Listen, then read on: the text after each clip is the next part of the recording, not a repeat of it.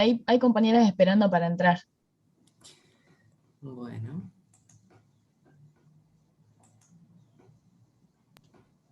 Ahí va. Viste con ese dicho que dice en la cancha se ven los pingos, tiene que ver con, bueno, habitar ese espacio para el cual uno se ha preparado y se está preparando. Yo hoy pensaba, digo,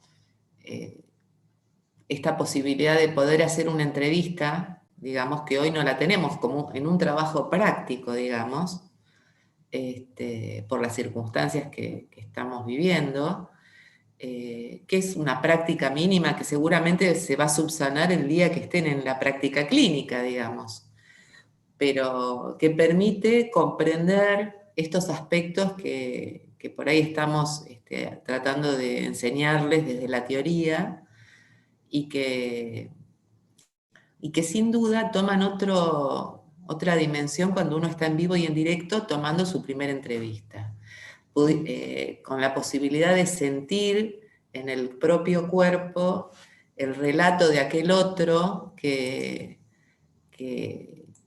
nos cuenta sobre su vida, que nos comparte parte de su historia, que esa parte de su historia a veces va a rozar parte de la nuestra, y esos fenómenos de los que hablamos en la clase pasada respecto de la contratransferencia a nosotros como futuros terapeutas nos va a impactar, cómo manejarla, ¿sí? Cómo manejar la transferencia que el paciente hace sobre la figura del terapeuta. Digamos, son hechos que se vivencian. Entonces uno puede tener toda esta teoría, y está buenísimo tenerla y comprenderla y aprenderla con H, en el sentido de tomarla y poder resignificarla. Y seguramente el día de mañana van a comprender esto que hoy hacemos de esta manera, digamos. Sí, es difícil. En realidad la circunstancia que nos está pasando a todos, cómo nos atraviesa una pandemia, digamos. Este es un trabajo práctico que emprendimos todos los seres humanos a nivel global, digamos. Hoy todos sabemos lo que significa una pandemia, cuál es el alcance, cómo lo estamos viviendo por las redes, por la televisión, los medios de comunicación, cómo vivimos un confinamiento, cómo vivimos las medidas de prevención, y qué cosas sentimos frente al encierro, cuáles son nuestras ansiedades, cuáles son nuestros miedos básicos. Fíjense que lo que les estoy hablando no escapa ni más ni menos a todo lo que hemos estudiado hasta ahora, en relación inclusive hasta las posiciones de Melanie Klein, si se quiere. Digamos, todo esto lo podemos vivenciar en relación al impacto que produce la pandemia en cada uno de nosotros. Hoy, profe, un compañero nuestro dijo algo muy, muy cierto, que fue que en sus palabras dijo que la pandemia te modifica y te modificó, y que mañana no sabes cuándo va a volver un mañana como antes, y que cuando vuelva, él es otra persona, y que todos vamos a ser otra persona, y que en función de ese otro que somos va a haber que volver a reencontrarse, digamos, a volver a buscar eso que alguna vez fuimos. Y respecto a esto de que somos una camada virtual, básicamente, yo creo y considero que vamos a formarnos, o no sé si nosotros, pero si esto durase 3 años, 4 años, 5 años, nos formaríamos de una forma distinta a la que después se va a trabajar, o la que hoy se trabaja. Digamos que vamos a ser formados de un tipo, de una manera, trabajar de esa misma manera, y que en ese momento de trabajo se va a formar otra, porque no somos las mismas personas hoy en día, digamos. Bueno, no sé si se entiende lo que dije, pero...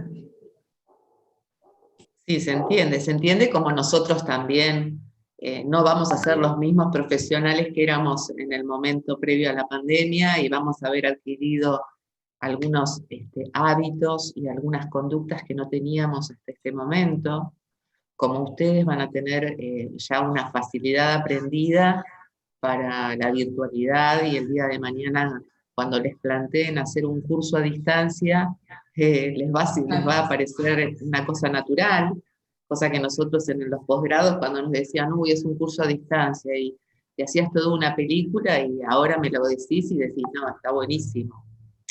Me refiero a que todas las experiencias son válidas, nos resignifican, y también, digamos, desde la Cátedra de Salud Mental podemos decir que en verdad esta pandemia nos ha afectado a todos en alguna medida.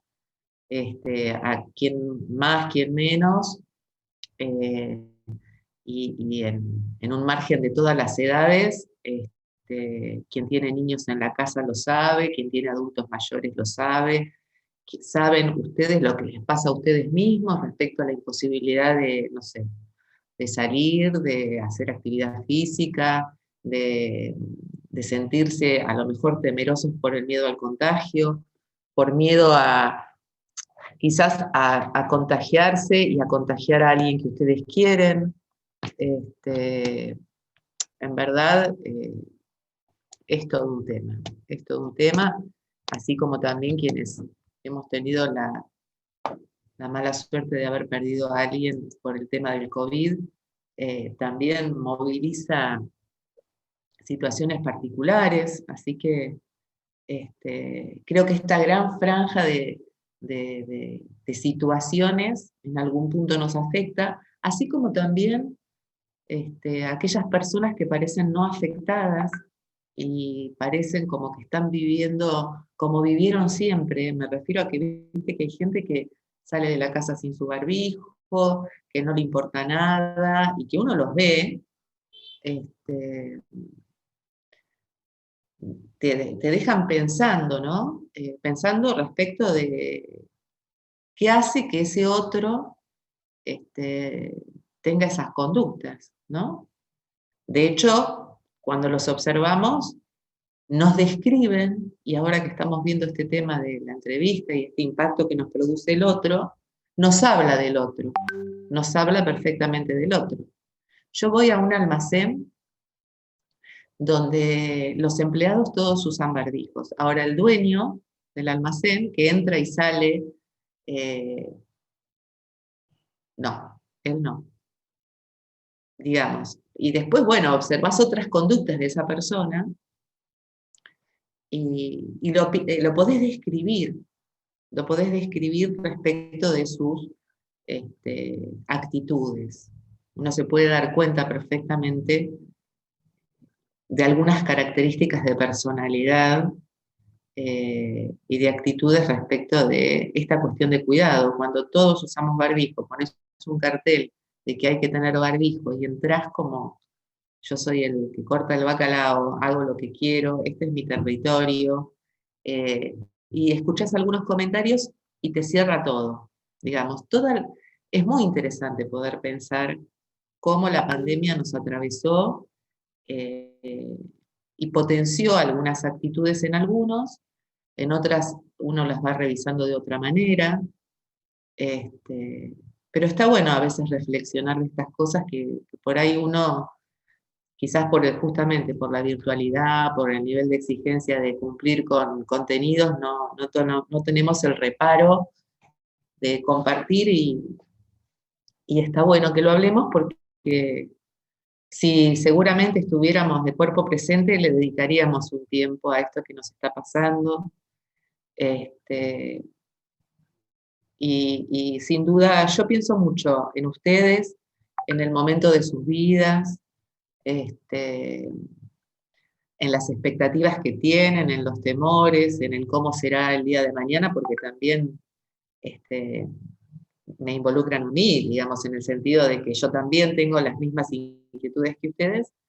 Este, pero bueno, está bueno hablarlo, que circule la palabra, es un acto de salud. Pienso mucho en Franco también, que hoy está presente después de 2 clases que no lo veo.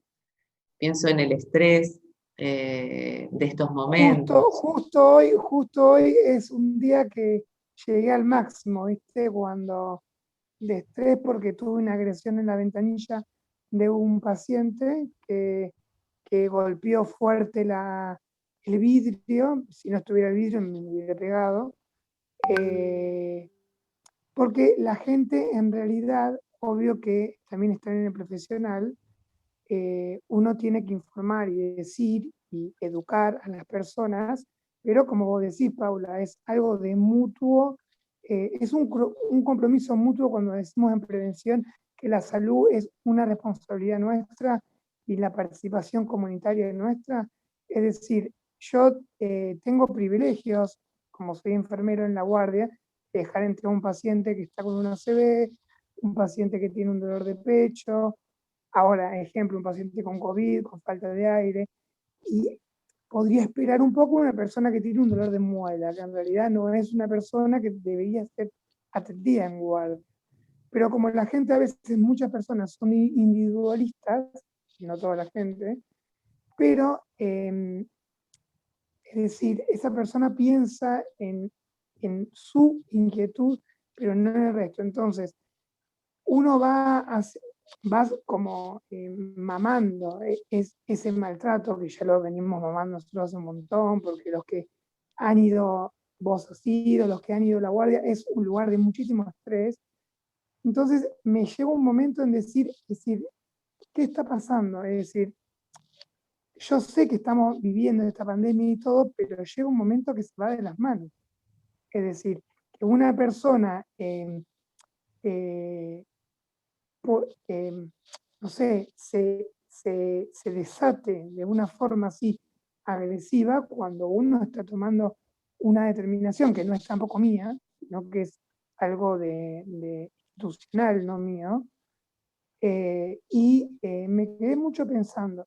Después me angustié porque yo sé cómo soy, mis valores y lo que yo brindo a los pacientes, que siempre soy una persona que los que han estado conmigo saben cómo yo trabajo.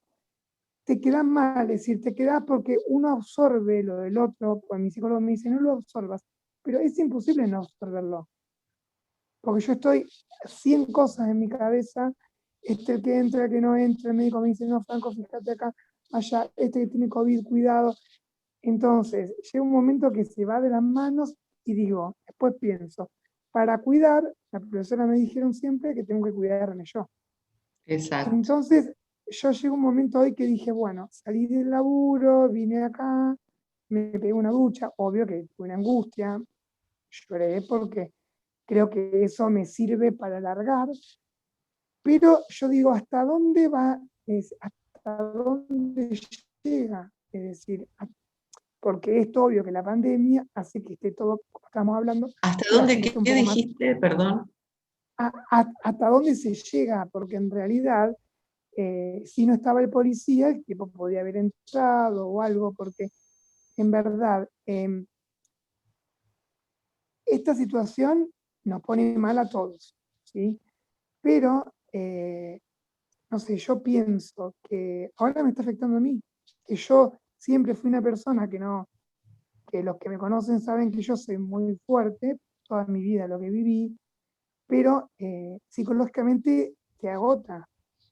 Es decir, Bueno, pero eso, digamos, cuando uno se hace fíjense qué interesante lo que trae Franco hoy después de haber tenido la clase anterior respecto de esto de que nos pasa con estar con el otro, ¿no es cierto? ¿Y qué pasa cuando uno está, porque uno como terapeuta está poniendo el cuerpo, uno está frente al otro? No es que uno pone la cabeza. ¿Se acuerdan cuando hacíamos ese cuadro que planteaba los niveles de la conducta, la cabeza, el cuerpo y el mundo externo? Uno está en el mundo externo poniendo el cuerpo y la cabeza, todo ahí, que es lo que le pasa a Franco. Y además, vos sabés que, fíjense que es importante cuando uno va observando. Con esto del transcurrir de la pandemia, y en verdad, en pensar en cada uno de ustedes, si bien no tengo un vínculo, mi vínculo es virtual, como ustedes tienen conmigo, tengo identificadas ya las personas de este curso, fundamentalmente porque las que participan y a las que puedo ver. y aquellas que participan y están con sus nombres, también los tengo identificados, porque son el grupo con el que dialogo. Y pensé en vos, Franco, porque las 2 últimas clases no te conectaste. Y hoy te veo en tu actitud, tirado en el sillón como agotado, ¿entendés? Agotado. Entonces, Agotado. agotado. Donde el Agotado. cuerpo ya puso de manifiesto un parate. Y el cuerpo le está avisando a la cabeza. Y esa angustia también se transmite y hay que saber escucharla, no hay que tenerle miedo. Porque en verdad, lo que una persona con tus características de acción, de estar en un espacio muy particular, habitando la emergencia, que bueno, que quienes te hemos visto en la cancha sabemos perfectamente en estos momentos lo que se vive, además del temor a contagiarse y no saber qué es lo que a uno, cómo a uno este virus le impacta. Y creo que ya es un año y pico de vivir esta circunstancia, que hace que vos, fíjate que después de un año te impacte de esta manera el golpe en un vidrio.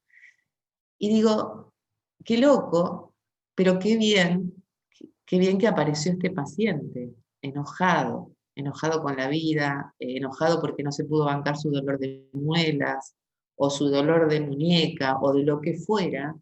Qué suerte que pegó este golpe. Qué suerte para vos, Franco, que pegó este golpe que te hizo ver y darte cuenta lo que estás viviendo. ¿Por qué? Porque vos en una guardia naturalizás un movimiento que no es en verdad el normal, porque si te pones a pensar hace un año y pico atrás, la guardia no tenía este movimiento, ¿no?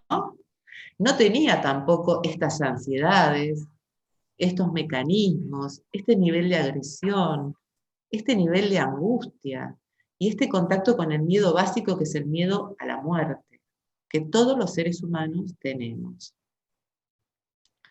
Entonces, uno tiene que también agradecer estos momentos y tomarlos como parte de un aprendizaje. Seguramente de este señor que golpeó no te vas a olvidar más, porque fue un impacto que a vos hizo que necesitaras, a modo de disociación instrumental, meterte en una ducha, sacarte toda esa angustia, vestirte con ropa diferente a la que habías estado hoy, relajar un poco, poder conectarte con algo diferente, pero terminaste contándonos esto que en verdad es tu día, es tu realidad, y en mayor o menor medida nos toca a todos. Si este señor hubiera roto el vidrio, hubieran pasado otras cosas que no fueran estas, ¿sí? Y vos hubieras aprendido qué pasa cuando un señor rompe el vidrio. Y a lo mejor si rompe el vidrio, se va a cortar parte de su mano, va a haber un impacto y va a haber una reorganización interna. Este policía va a actuar, vos vas a hacer otra cosa y vas a aprender otras cosas, que sería la escena 2, que por suerte no apareció. En salud mental también trabajamos con esto y es lo que por ahí, no sé, a mí me gustaría transmitirles, si en algo sirve, es esto de la salud mental. Lo inesperado. El sujeto inesperado que aparece desde la salud mental, digamos, no es lo mismo que estar en un servicio de ortopedia y traumatología. O sea, no es lo mismo, ¿por qué? Porque en el servicio de ortopedia y traumatología van a venir quizás siempre las mismas lesiones en diferentes personas con historias diferentes, ¿sí? Pero acá, la historia de la salud mental nos impacta de una manera diferente. Los sujetos tienen distintas manifestaciones y nunca estamos preparados.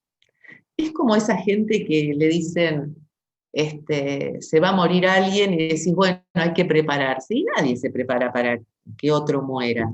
Eso no existe. Digo, si hay un curso avísenme, pero no existe. No existe porque es lo mismo que yo les dijera, bueno, si hay un curso por las dudas, si salís a caminar y se te cae un piano arriba, y uno no está preparado ni para el accidente, ni para la fatalidad. Pero estas pequeñas cosas, este señor que golpea ese vidrio, golpea en tu subjetividad, te impacta y hace que vos aprendas algo que no tenías aprendido hasta el momento, de vos, de tu reacción, de conectarte con ese dolor, con esa angustia. Vaya a saber cómo impacta en la historia de este sujeto este dolor que no pudo bancarse y que tuvo que generar una reacción en otros para que lo vieran. Digo, esto es lo que nos tiene que poder hacer reflexionar, la salud mental, esta capacidad de observar al otro, a este otro sujeto. Pero además de observar esa conducta que es fuerte, poder revisar la propia. Y a mí no me cabe duda que para hoy, que Franco, vas a tener este impacto, este grado de sensibilidad para hacer una lectura interna, con qué cosas te conectó esta angustia, este dolor, y poder bajar un cambio y resguardarte. Y esto que dijiste que es muy importante. No podemos cuidar si no nos cuidamos. ¿Por qué? Porque como somos los que ponemos el cuerpo en la salud, somos nuestro propio instrumento. ¿Sí?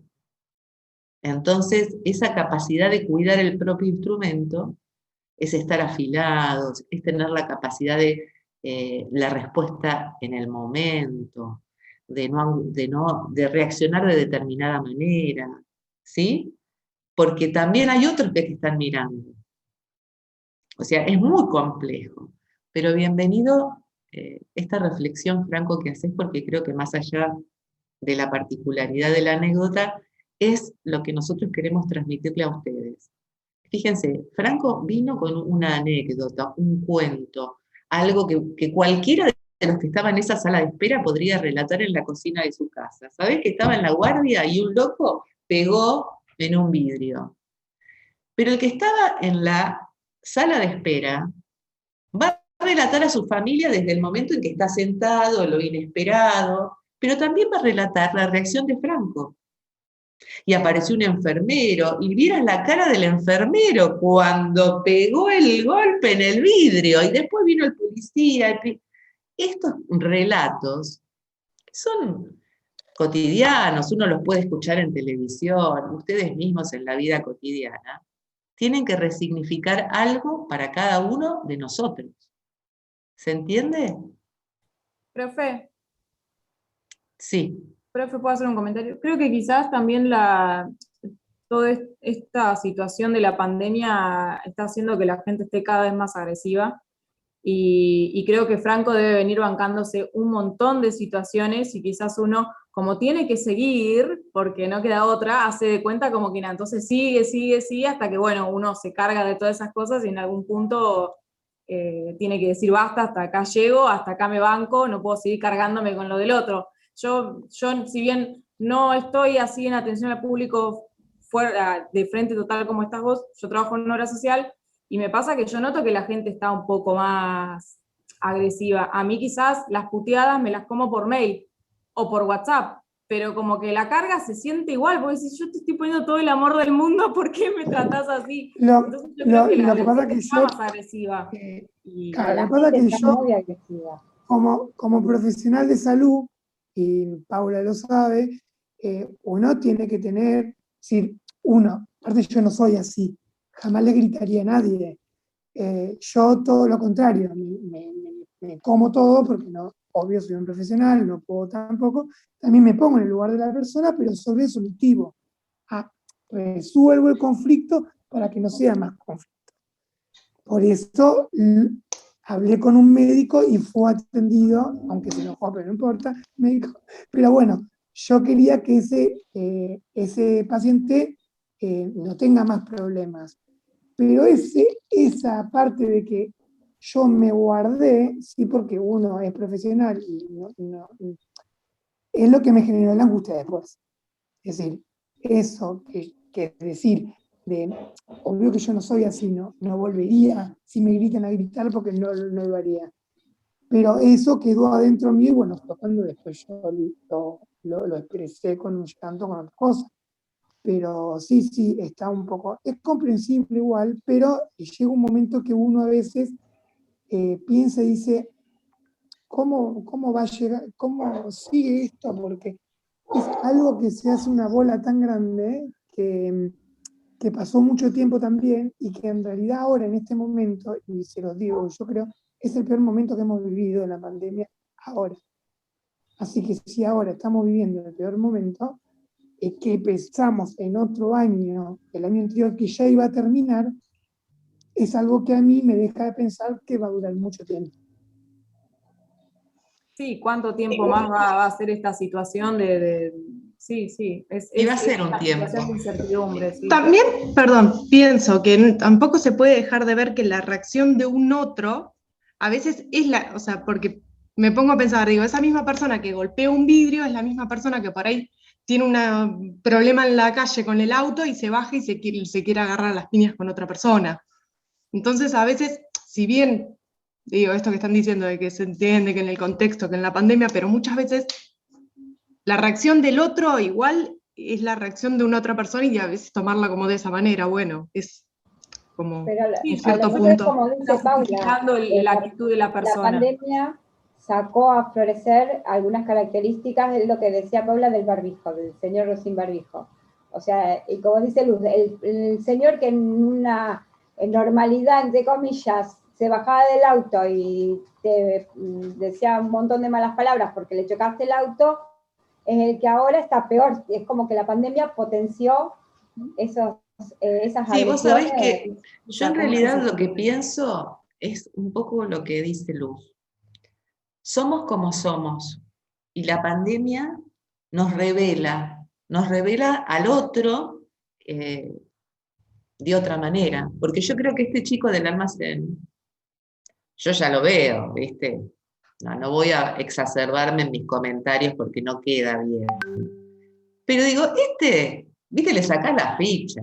Con barbijo y sin barbijo es lo mismo, digamos. Y es verdad, el que pega el puñetazo en el vidrio es el que se baja del auto y putea y que ve a una chica en el volante y le dice, anda a lavar los platos, digamos, los que habitamos en el mundo seguimos siendo los mismos y cada uno desde su estructura psíquica, y acá es importante que lo tengan en cuenta, desde su estructura psíquica y su estilo de personalidad y temperamento se pone en juego, digamos. Porque, ¿qué quiere decir? Quiere decir que si no hubiera estado el vidrio, le hubiera pegado en la cara a Franco, no lo sabemos. A lo mejor era el impacto, no creo que hubiera pegado, digamos, o no creo, o A lo tampoco mejor hubiéramos podría haber esperado sido para verlo. causar miedo como para lograr algo. Exacto, también tiene que ver a lo mejor una personalidad que a través de esta acción manipula las situaciones y hace que lo terminen atendiendo antes que el otro que estuvo hace 3 horas, digamos. El pegar dos No lo gritos podemos. y señalar en el otro que haga lo que uno quiere. Exactamente. A mí sí me parece, Franco, que por ahí te tendrías que, en estos momentos, digamos, y bien sabiendo que es muy difícil para el personal de salud en este momento, porque, como decía Rosa, que nos mandó ahí un mensaje, que es en verdad, estar en el tema de salud es insalubre en estos momentos, hay que resguardar la salud mental. Entonces, tener la posibilidad de que cada vez que salgas, tengas esa cuota de higiene me refiero a poder repararte internamente, sé que es difícil, porque a veces uno no es que se saca un guardapolvo y se sacó todos los problemas, que es un poco lo que hablábamos sobre la disociación instrumental la vez pasada, sino que tener la posibilidad de dedicarte 1 hora a algo que a vos te haga bien, ¿viste? Reconfortarte, sea lo que fuere, y tener la posibilidad también, si podés, tomarte un día Franco, haciendo honor a tu nombre. Eso, vos siempre acordate de tu nombre, y cuando te pase una cosa así, es momento de tomarme un Franco. En lugar de es Muchas momento de gracias por las tomarme un palabras. vino o una cerveza, es momento de tomarme un Franco. Ah, mi nombre es cerveza de apellido.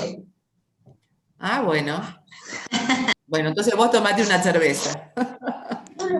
Es que de verdad, profe, esto es así. Yo lo vivo muy de cerca en la situación de que mi mamá trabaja en el hospital público de acá y es terrible. Ella este año empezó a tomar psicofármacos, que o sea, no está mal, pero en sí lo que llevó a ella digamos, a que piense más en su salud mental es todo esto de la pandemia, porque la había afectado demasiado, además de sus temas personales, digamos, era como que un conjunto de cosas que no se terminaban, y no es que solo la gente, o sea, de externa al hospital está mal, la gente que trabaja, los directivos, es como que todos siguen una vorágine de cosas que es algo de nunca acabar, y afecta. Vos crees que no te afecte, pero te afecta igual. Sí, además, yo sí me pongo a preguntarles a cada uno de ustedes cómo se sienten. Me queda 1 minuto y medio, no creo que podríamos hacerlo, después nos volvemos a sumar. Digo, si uno se pone la mano en el pecho y se conecta con algo que has sentido en este año, seguramente van a contar alguna cuestión dolorosa, alguna sensación respecto a la preocupación por tu mamá, cuál es tu miedo básico, qué es lo que a ustedes les pasa con todo esto. Creo que también entraríamos en juego de que todos estamos atravesados por una vibración que es la vibra global, le digo yo, ¿no? Fíjense que a nivel global estamos viviendo con el instinto de muerte a cada rato. Prendes un televisor y se cuentan muertos de todos los países del mundo, con lo cual la palabra muerte está como todo el tiempo como una sombra. Quien no ha tenido algún familiar conoce a alguien. Y si no conocemos a alguien que se murió, tenemos la posibilidad de pensar que esta enfermedad mata. Y más ahora que ahora se viene esta segunda ola donde la gente joven parece más afectada. Entonces, sin duda, antes parecía que eran las personas mayores y temíamos por ellas. Hoy pensamos de otra manera. Entonces creo que esta angustia está bueno poder hacerla circular, poder hablar, aunque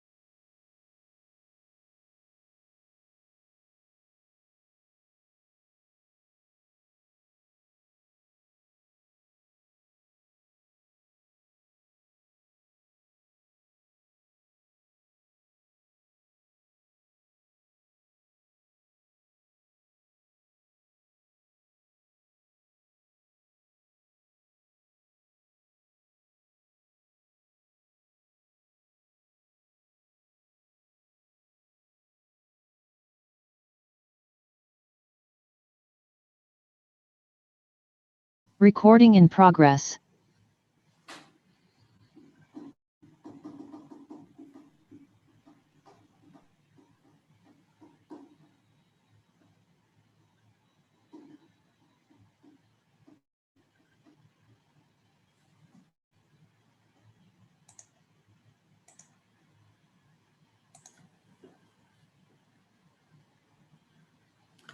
Bueno.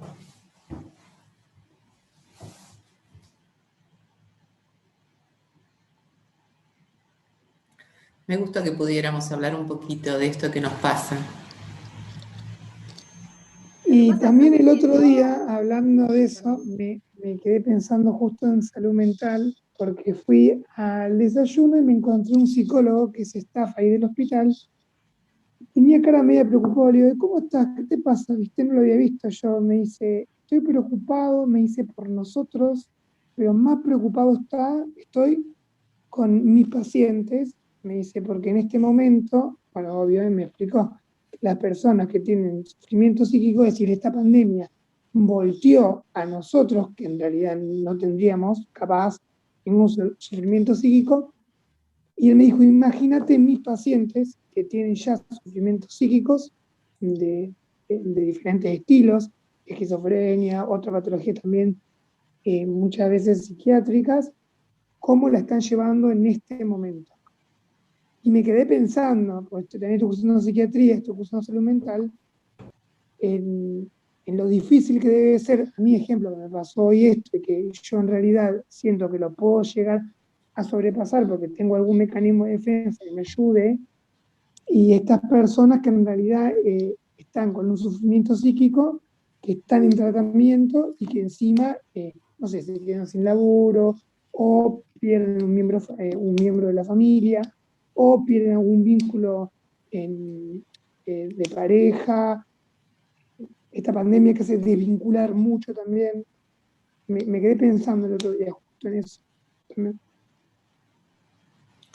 Es que es así, yo, digamos, si hay algo que uno puede aportarles a ustedes desde lo personal, es transmitirles que si tienen justamente alguna persona que vive sola, o los abuelos, o alguna persona mayor, un vecino mayor que está solo, el impacto es muy fuerte para las personas mayores. Quizás por la proximidad a la muerte, la imposibilidad de hablar de otro tema diferente. Es muy fuerte las personas que se levantan solas en sus casas, viven solas todo el día, no reciben un llamado, porque por ahí no tienen hijos, y su vínculo con la realidad es ir a la farmacia a comprar los remedios, ir al almacén a comprar la comida. Digamos, y que no haya nadie que se interese por ¿estás bien? O algo. A mí en lo particular, ese es algo que por ahí cada uno sabemos quién tenemos alrededor, ser solidarios, fundamentalmente con estas personas que uno cuando dice, bueno, ¿qué podría hacer yo en esta? Y fíjate, a lo mejor hay un vecino que sabemos que está solo, que no tiene a nadie, o a lo mejor nuestros propios viejos, los viejos de la familia, digamos, ¿no? Que una llamada le cambie el día, o alguien que, como dice Franco, no la está pasando bien por distintos motivos y que ya sabemos que no la debe estar pasando bien porque además tenía una carga por ahí extra de alguna patología o alguna enfermedad. Y bueno, tener en cuenta de que siempre hay alguien que está peor que uno, ¿no es cierto? Bueno, profe, por ejemplo, no sé si se me escucha. Sí. Yo me di cuenta que con toda esta situación, yo trabajo como hace 4 años en un bar, en bares, tipo trabajé en Mar del Plata, ahora en mi ciudad, en Olavarría, trabajaba en un bar, y como que con toda esta situación la gente como que empezó a demostrar más lo que sentía y lo que le iba pasando, porque yo atendía mesas de desconocidos completamente y capaz estaba 10 minutos, viste, cuando no puedes cortar a la persona que te habla, te sobrecarga de sus cosas, como que la gente necesitaba una banda a hablar y, por ejemplo, yo dejé el trabajo por eso, porque me agotaba. Yo salía súper angustiada, por ejemplo, de mi trabajo como camarera, como moza, porque la gente necesitaba hablar y contarte siempre cosas como malas, como lo que le estaba pasando. Y sí, sin duda, esto que yo no sé si lo terminé de redondear en el Zoom anterior, no es gratuito esto de que yo les decía, de que a nivel global, en todo el mundo, hay un sentimiento de muerte, un sentimiento de angustia, digamos que lo tenemos. Ya les dije, prendiendo el televisor, escuchando la radio, tomando contacto en las redes, es fuerte. Entonces me imagino que cuando uno está en contacto con otras personas, me imagino no, creo que es así, como dice Valentina, voy a pedirles a ver qué es lo que quieren tomar y de repente encuentran el espacio de la catarsis, ¿no? Es el lugar donde poder decir un poquito más y poder conectarse con otros. Pero a eso, lo mismo le digo a Valentina, lo mismo que le dije a Franco. Más allá de no tenerle miedo y sí tomar en cuenta esto, ¿qué es lo que me angustia de esto? Porque la pregunta sería esto, dejé de trabajar porque me angustiaba mucho. La pregunta es, ¿qué es de lo que se hablaba que me genera angustia? Y esa angustia es tuya, lo que pasa es que se activa con otros. Lo que le pasa a Franco es lo mismo. ¿Qué de la violencia del otro activa en mí? ¿El miedo a qué? O me hace tomar conciencia de dónde estoy trabajando y qué es lo que estoy haciendo en este momento tan particular. El objeto interno puede ser. Ahí está, ahí está. Lo mismo, profe, con aquello que te molesta, ¿o no? Aquello que vos ves del otro que te molesta, que te parece que es propio, en definitiva es algo propio realmente que el otro lo está haciendo. Pero es molesto de uno. Digamos, en realidad tiene que ver con esto que me impacta a mí y que moviliza en mí esta actitud, ¿sí? Entonces está bueno hacer este ejercicio. Y que es un ejercicio que ustedes el día de mañana como terapeutas van a estar habituados a hacer. Hoy lo estamos incorporando desde el punto de vista teórico, estamos empezando a hablar de este tema.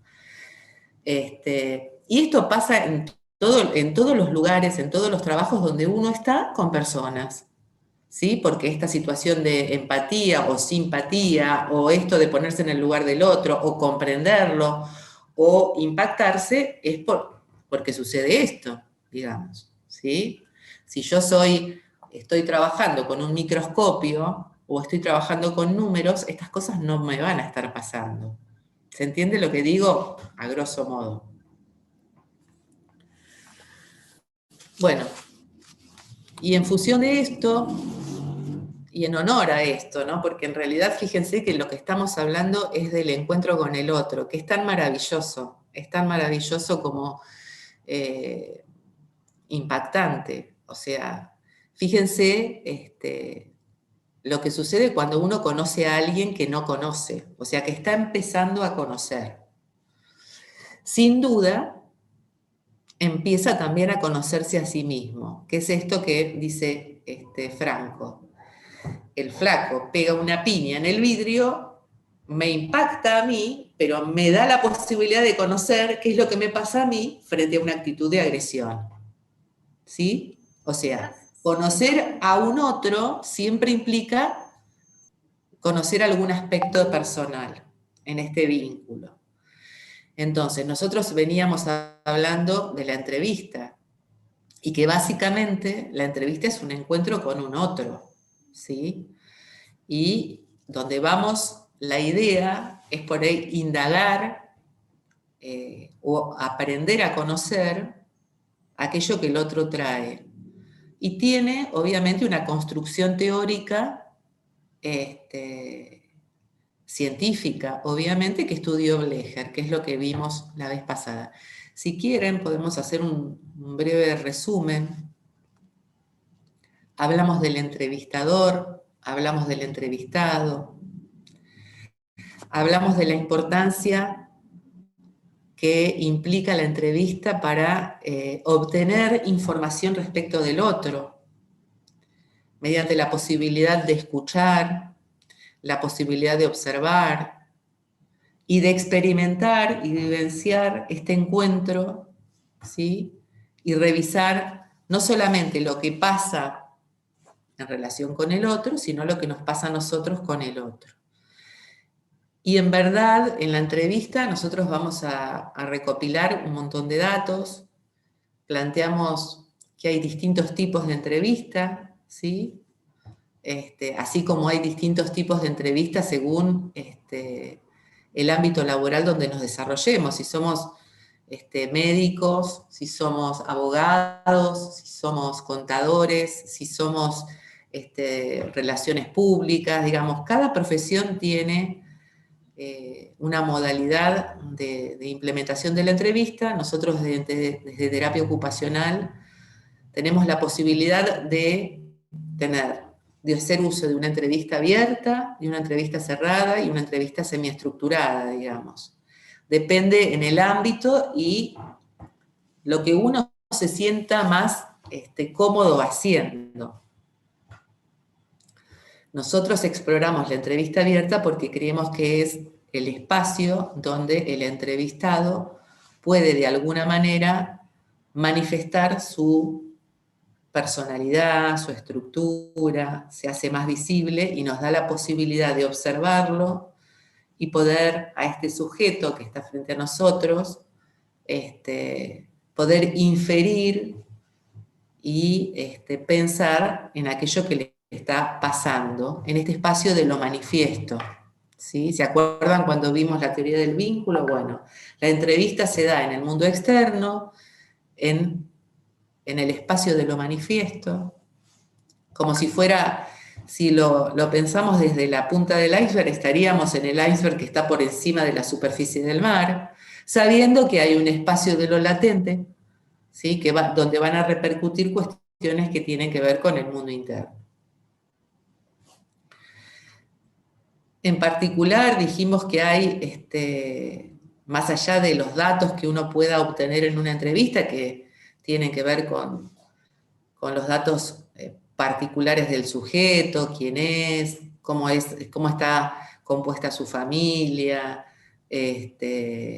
cuál es su estado civil, cuál es su profesión, a qué oficio se dedica, saber los motivos por los cuales hace la consulta o lo derivan a la consulta de terapia ocupacional, poder pensar cuál es, conocer sus espacios de vida relacionados con la interacción que hace con determinados grupos, a qué se dedica, cuáles son sus gustos, cuáles son sus intereses, si hay algún determinado valor que manifiesta en la entrevista, cuáles son sus orientaciones, en qué medio se maneja, qué hace, dónde lo hace, cómo lo hace. Bueno, todas estas cosas que van a ser importantes para nosotros como terapistas ocupacionales, así como también el apoyo social con el que cuenta. Profe, te hago una consulta con respecto a la entrevista, ¿no? Que es como bastante importante para esta cuestión del vínculo, conocerse al otro. ¿Qué pasa cuando nos vemos presentes a una entrevista en donde el otro está cerrado, no quiere comunicarse, hablar? ¿Cómo llegamos a pensar ya sea actividades, pensar relacionarnos? ¿Cómo un mecanismo para trabajar con eso? Vamos a tener, bueno, justamente, nosotros a partir de ahora vamos a ir viendo todas esas opciones. En esta primera, es también parte de la manifestación de la conducta el negativismo del otro, el no participar. No quiere decir que uno diga, no, con este no puedo hacer una entrevista. No, con este podemos hacer una entrevista, a pesar de que tenga las características que vos planteaste. Porque sin duda vamos a invitarlo. Si no puede expresarse, veremos de qué manera pueda interactuar con otros objetos, y lo vamos a ver más adelante en una evaluación de objetos. Y una actitud empática también del profesional. También utilizar el terapeuta la empatía con la persona también ayuda para que la escucha activa, o como decís, una actividad, o a través de la entrevista sacar algún interés para empezar con la actividad, más que por la palabra no, pero a través de la comunicación no verbal también. Sí, exactamente. Lo importante es que nosotros tengamos esa capacidad, primero para invitarlo a participar, si hay alguna característica semiológica que es propia de su patología, como puede ser el negativismo, o la persona tiene determinadas características, vamos a hacer un viraje y vamos a pensar, bueno, no estamos para una entrevista abierta, estamos para otra cosa. Quizás no sea tampoco una entrevista cerrada donde implique una pregunta porque sabemos que el otro no va a contestar, entonces adoptaremos una actividad, ¿sí? Un trabajo con objetos, que de alguna manera va a tener un valor similar al de la entrevista abierta. Y lo vamos a ver en relación, porque vamos a hacer una consigna similar a la de la entrevista abierta, y en lugar de plantear, vamos a hablar de lo que vos quieras, la consigna será, vamos a hacer lo que vos quieras. Y los materiales van a ser el lenguaje. Los materiales van a ofrecer una posibilidad de expresión. Estoy leyendo que Rosa dice que la entrevista debemos observar a la persona en su integralidad.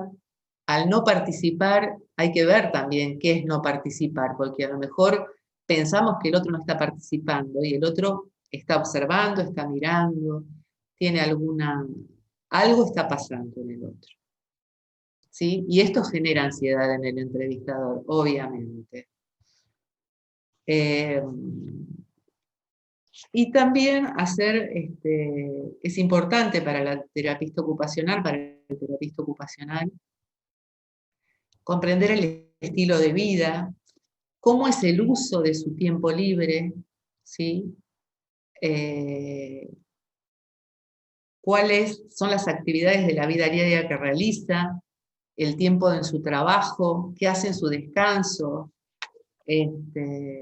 Todas son cuestiones muy importantes a observar y a consignar. Después hablamos de que el entrevistador tiene que tener una actitud determinada y una de las actitudes importantes desde lo profesional tiene que ver con la disociación instrumental, que un poco es lo que estuvimos hablando, esta posibilidad de mantener una distancia de las cuestiones que pasan en la situación de entrevista dentro de este encuadre, para poder observarlas, pero también que nos den un margen de información para poder después hacer un análisis de lo que ahí está pasando. En el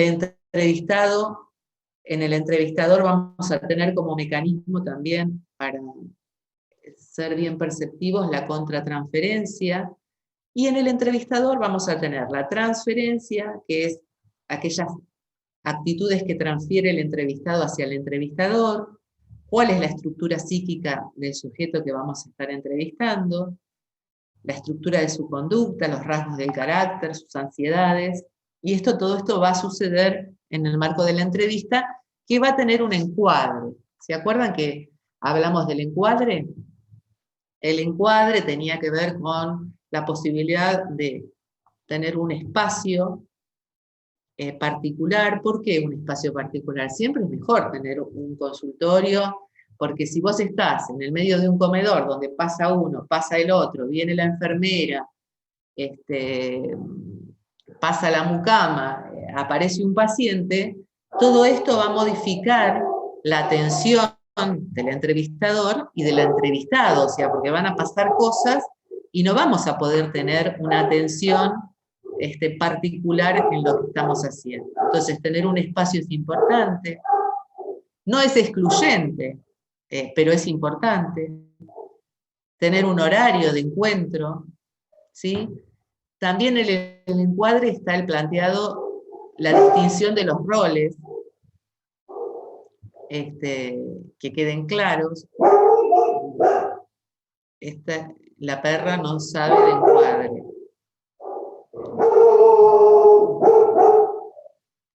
Bien. A ver, voy a poner un poco de orden porque me ponen a...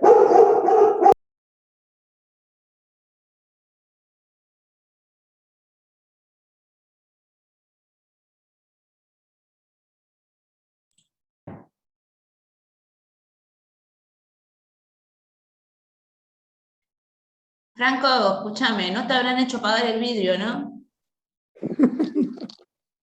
No te echaron la culpa. No. Menos mal, Mira, faltaba más. Hay de todo, la gente, hay de todo para todos. Ahí viene la profesora. Me pone nerviosa, me rompe el encuadre, la perra. Bueno, bueno, y el tema del encuadre. ¿Ves? Esto es cuando te rompen el encuadre. Y no aprende. Bueno, yo ahora les voy a mostrar un ejercicio que yo hago con algunos pacientes. Y en verdad es un ejercicio que he hecho, que les conté el otro día, y he investigado mucho en relación con este pequeño ejercicio, pero que a mí me ha dado la pauta de distender de alguna manera la entrevista, justamente cuando el otro, o distenderla o tener la entrevista y dar esta tarea, ¿sí?, que complementa de alguna manera datos de la entrevista. Y tenía uno que me había quedado, así que voy a ver si les puedo mostrar lo que les preparé. Ay, nunca encuentro nada acá yo. A ver.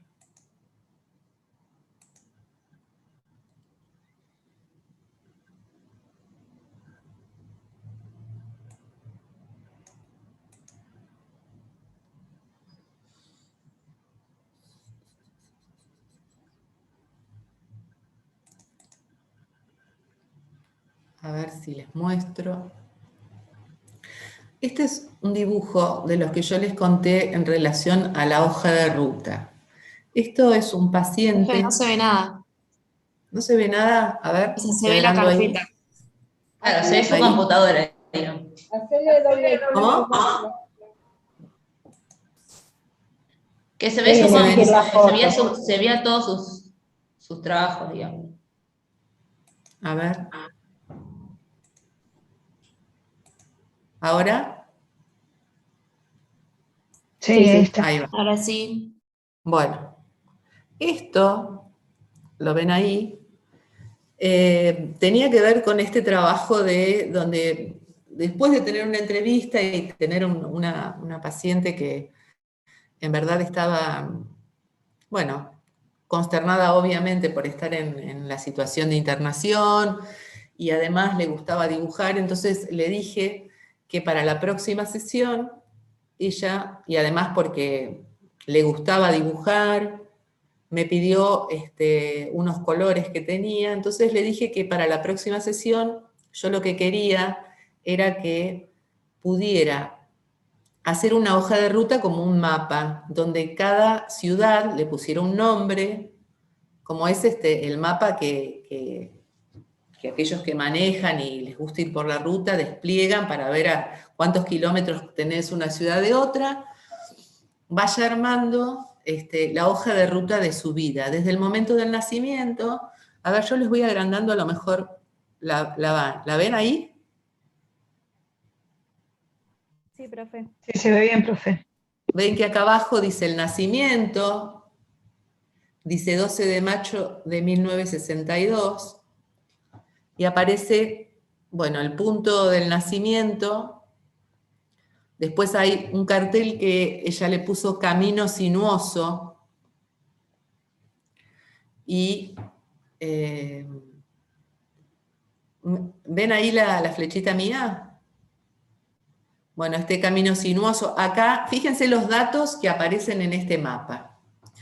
Hay un oso, un osito según lo que ella decía, un oso de peluche, un juego, algo que tenía que ver con el juego de la infancia. Está el camino sinuoso. Hay una escuela de un lado del camino, como que tenía que ver un trayecto donde algo importante era la escuela. Después aparece una ciudad que sería la separación, ¿sí?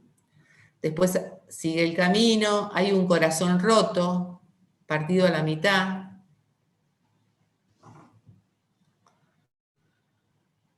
Después hay, bueno, está el camino da una vuelta, pega una vuelta por el corazón roto. Acá dice, camino de vía rápida a la crisis. ¿Ven? Hay 2 globos, y en realidad es cuando te van a pinchar el globo. La flecha indicaba que te iban a pinchar el globo.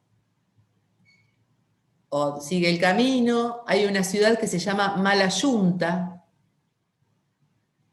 ¿sí? Después sigue el camino y aparece como un túnel en unas montañas que se llama Valle de Pasiones. Acá adentro no sabemos qué ocurrió.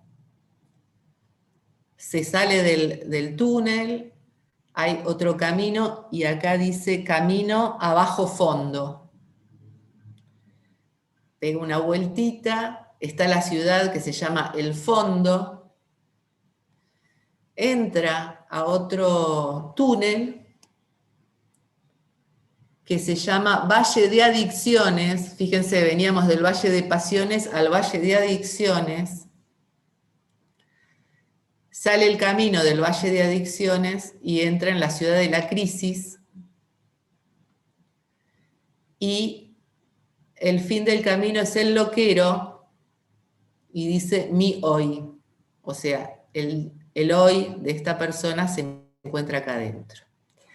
Fíjense cómo este ejercicio, que en realidad lo tengo guardado desde hace mucho tiempo, le hice una fotocopia color, ella se quedó con su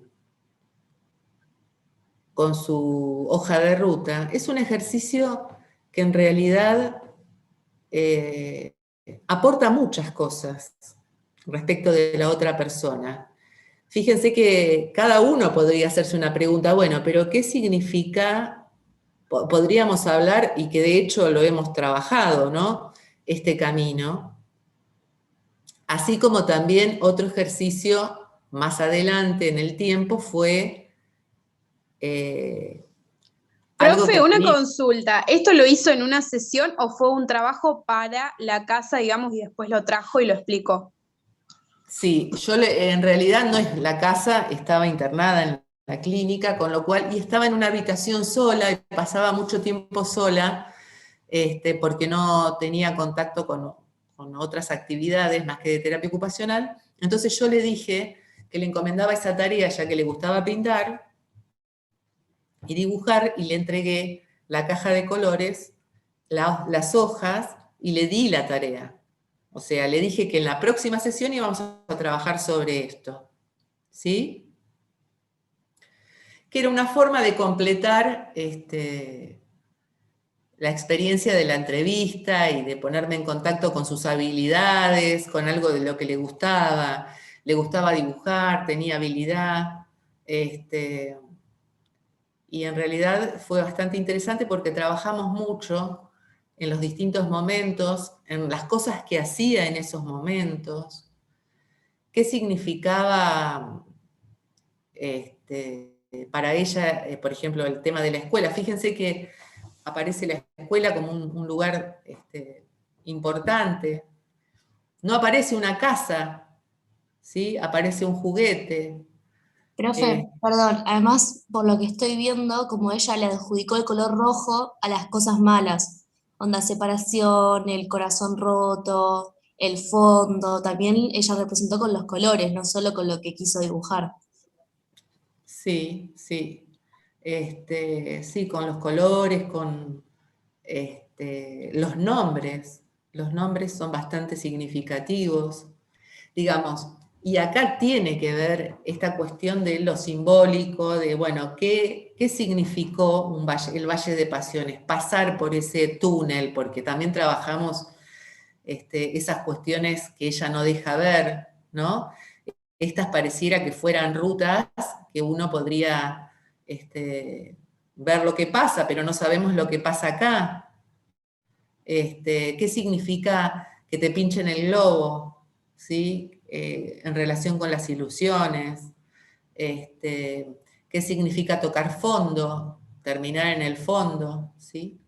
Y estos colores eran las ciudades, donde ella, que yo les decía que iban marcando el camino, tenían que ver con que ella tomaba esos puntos como años en los cuales algo había pasado que había determinado lo que venía después o lo que había pensado sobre lo que había pasado antes.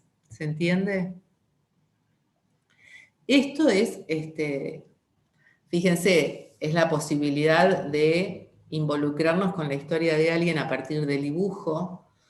Algunas otras personas pueden hacerlo porque tienen habilidad para escribir. Aquellas personas hay muchas personas que a veces llevan diarios íntimos o tienen esa habilidad con el lenguaje, en el sentido de que les gusta escribir poesía o les gusta contar algo, a lo mejor pensar en un microrrelato, alguna actividad que pueda facilitarnos saber algo más del otro. Fíjense cómo con esto, de alguna manera, se complementa una actividad interesante, ¿sí? Y que nos brinda algo respecto del otro.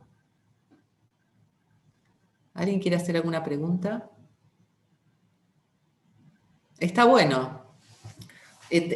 Yo justo tenía y lo tenía acá en la computadora, por eso se los quería mostrar. Hay otros que también tienen menos paisaje, menos colores, pero no dejan de ser igual de significativos y ricos a la hora de poder relatar parte de ese camino. Es como Profe, si yo tengo una pregunta.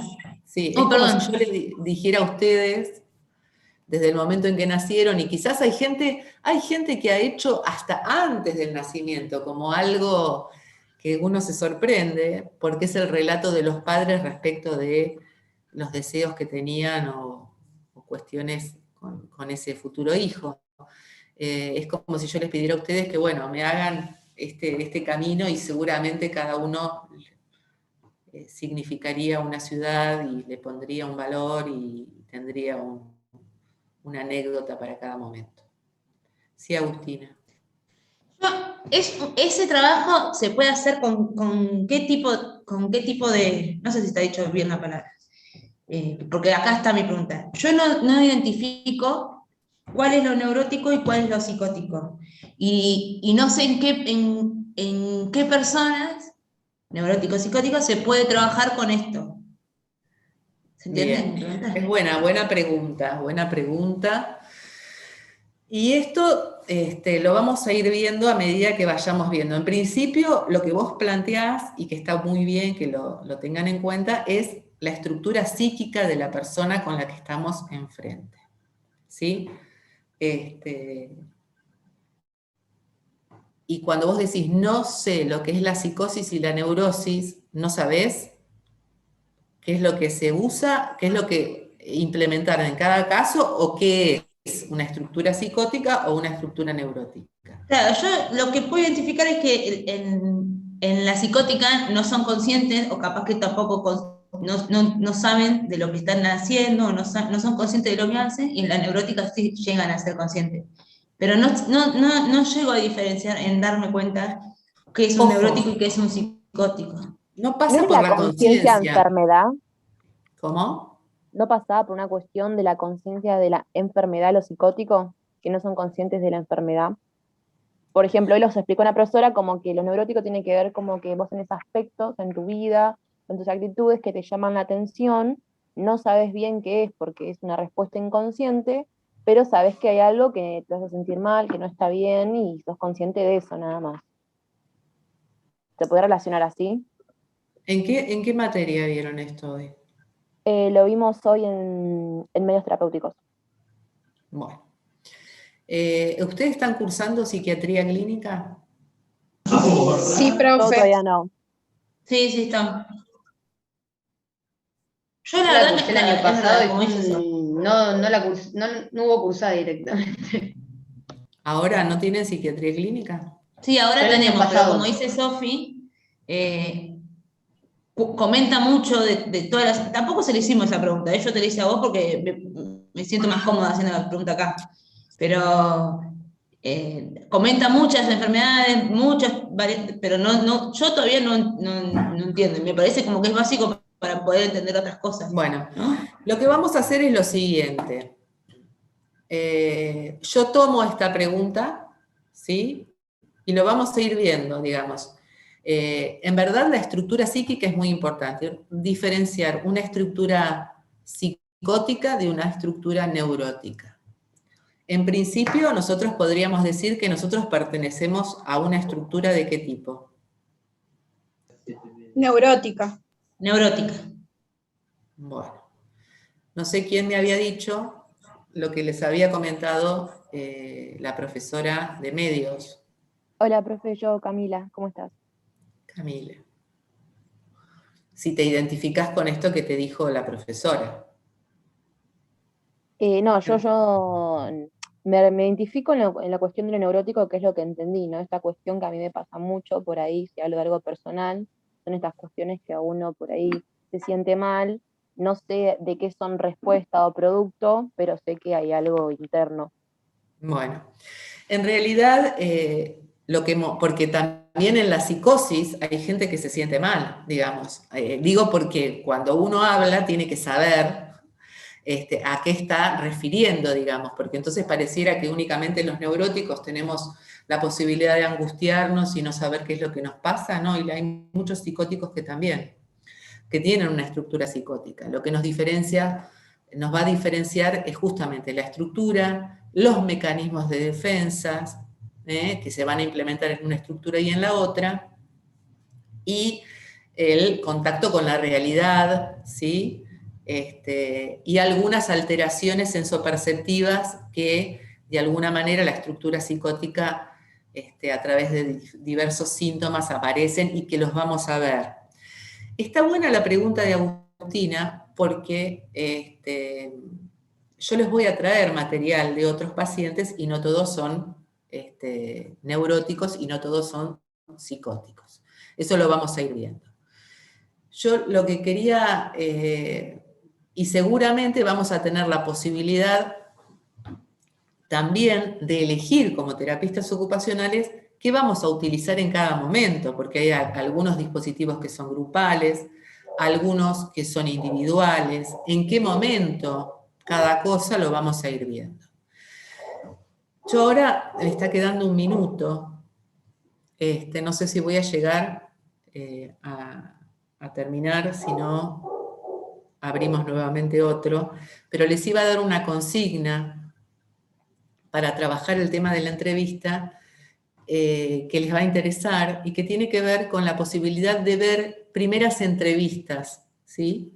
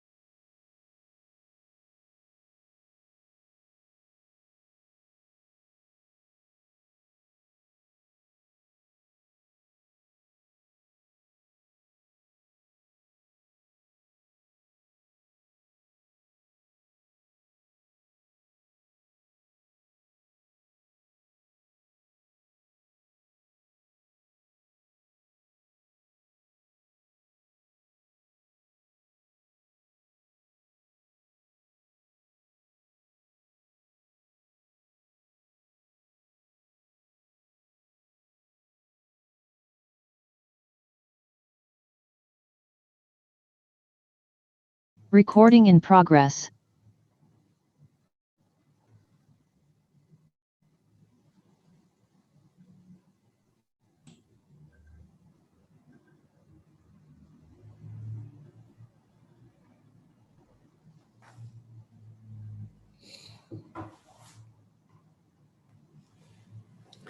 Bueno, les comentaba que voy a ponerles más tarde para que ustedes puedan, para la próxima clase, como un trabajo práctico que va a ser teórico-práctico.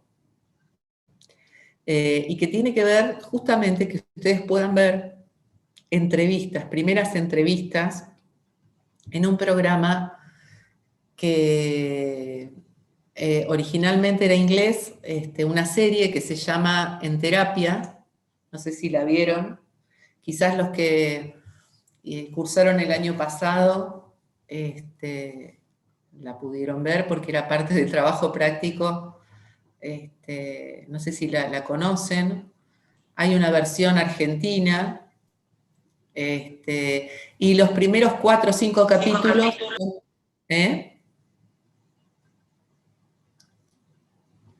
Los primeros capítulos son primeras entrevistas, o sea, lo que nos muestra es el tratamiento de esos pacientes, uno por semana. Entonces los lunes hay una paciente, los martes hay otra, los miércoles hay otra, y a lo largo de la serie uno va viendo cómo la historia se va desencadenando. Yo les voy a consignar, pueden ver los que quieran, obviamente, pero la idea es poder armar hacer un teórico práctico con algunas consignas que les voy a poner en el aula virtual, en la plataforma, para que puedan ver capítulo 1 y capítulo 2. Obviamente son todas estructuras neuróticas, ahí vamos a ver esto, ¿no? Esta posibilidad de cómo una entrevista abierta va configurando un clima, un encuadre. En particular acá lo que estamos viendo es un analista, ¿sí? Ustedes saben que desde la cátedra nosotros trabajamos con una perspectiva psicoanalítica, entonces esta posibilidad de una escucha atenta desde esta naturaleza y poder ver cómo se configura una entrevista abierta, y esto es lo que sucede, digamos. Lo que tiene de bueno es que podrían ser entrevistas en tiempo real, digamos, más allá de que uno sepa que en realidad es una película o una serie que está grabado, digamos, podría ser configurada en tiempo real. Y la verdad que me gustaría que las vieran. Entonces la próxima clase vamos a hacer como un pequeño análisis de estos temas, y ya vamos a ir cerrando y vamos a ir entrando en proceso terapéutico donde vamos a aclarar estas inquietudes que plantea Agustina. Profe, ¿esa serie dónde la encontramos? ¿Está en dónde? ¿Es una serie de Netflix? En YouTube. Yo tengo ahí, les voy a poner para que lo puedan ver con el link. Sí, estuve buscando. No sé si está en Netflix. YouTube, y en YouTube está en la Argentina, porque yo estuve buscando, por ejemplo, para dinámica de grupo que teníamos que trabajar sobre los supuestos de Bion, y ahí vi algunas, pero en la Argentina, no la inglesa. No sabía que había. Claro, es la Argentina, que en YouTube. Y está buena porque está adaptada con historias que configuran en este contexto, en un contexto nuestro y particular, digamos. La verdad que no sé, yo tengo los CDs de la inglesa, pero no, digamos, estando en la Argentina, está bueno que la puedan ver, y es de la televisión pública, exactamente como dice Yamila. Profe, yo no las vi esas, nunca jamás. Lo que sí vi hace muchos años fue Vulnerables, y estaba en la trama de la serie, estaba el psicólogo y hacía muchas de estas entrevistas, y estaba bueno cómo se analizaban. Está bien. Yo no me acuerdo de esa serie, pero bueno, hay muchas. Esta, a mí en particular, ustedes pueden ver, fíjense, los primeros capítulos, los primeros 4 capítulos son con pacientes, primeras entrevistas. Y la quinta entrevista, no sé si es la quinta o la cuarta, es cuando el terapeuta hace análisis él para supervisar sus casos, qué es lo que le pasó en la semana, cómo se vio movilizado, con lo cual también se pone en juego cuestiones de tipo transferencial y contratransferencial. Pero bueno, yo con que vean una de las dos que les propongo y que puedan también, a ver, esto no es ir a sentarse a ver una serie. En este caso, la consigna tiene que ver con mirar y ver qué datos puedo obtener de esto que aparece en esta entrevista. Y ustedes puedan ir tomando nota de qué datos van surgiendo y que podrían llegar a ser parte de un informe para una futura historia clínica. ¿Se entiende? Sí, se entendió. Bueno. Así que bueno, esto es una propuesta más distendida, recreativa, pero también académica. Para que lo puedan y poder de alguna manera interpretar algunas cuestiones de orden teórico con algunas que aparezcan en esta práctica, que nos hubiera gustado, obviamente, tener la posibilidad de contar con una entrevista en vivo y en directo, con la experiencia de una entrevista, pero bueno, dadas las circunstancias, vamos a hacer este ejercicio. Así que bueno, aquí damos por finalizada la clase y tómense unos ricos mates, relajen un poco.